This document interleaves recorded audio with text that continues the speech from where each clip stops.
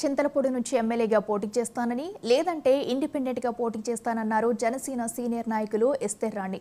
పశ్చిమ గోదావరి జిల్లా భీమవరంలో ఏర్పాటు చేసిన కార్యక్రమంలో ఆమె మాట్లాడుతూ 2019లో పార్టీకి తన అవసరం ఉందని చెప్పిన పవన్ కళ్యాణ్ ఇప్పటి వరకు ఏ ప్రధాన కార్యక్రమాల్లో పిలవలేదని ఆవేదన వ్యక్తం చేశారు.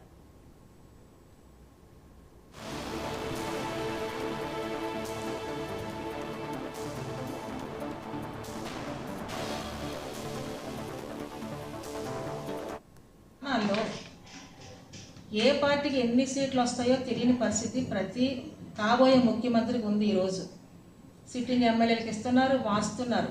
కానీ నాకు అర్థమైనంత వరకు రాజకీయ పరిణామం మాత్రం ఏ విధంగానూ బాగుండలేదని మాత్రం నేను చెప్పగలను.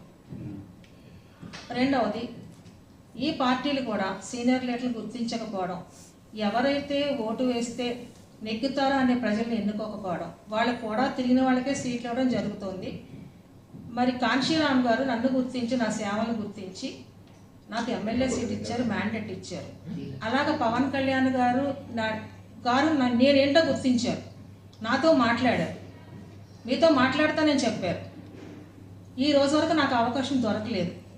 నేను పవన్ కళ్యాణ్ గారు వ్యతిరేకించట్లేదు, కానీ దొరకట్లేదు, మాట్లాడటానికి లేదు.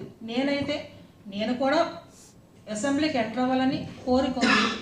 ఆయన కూడా ముఖ్యమంత్రి స్థానంలో చూడాలని నా కోరిక ఉంది. అది జరగట్లేదు.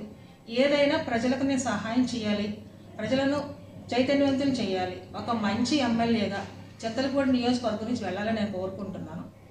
ఏ పార్టీ నన్ను గౌరవించి మ్యాండేట్ ఇస్తే సంతోషం, లేదా నేను ఇండిపెండెంట్గానే పోటీ చేస్తాను.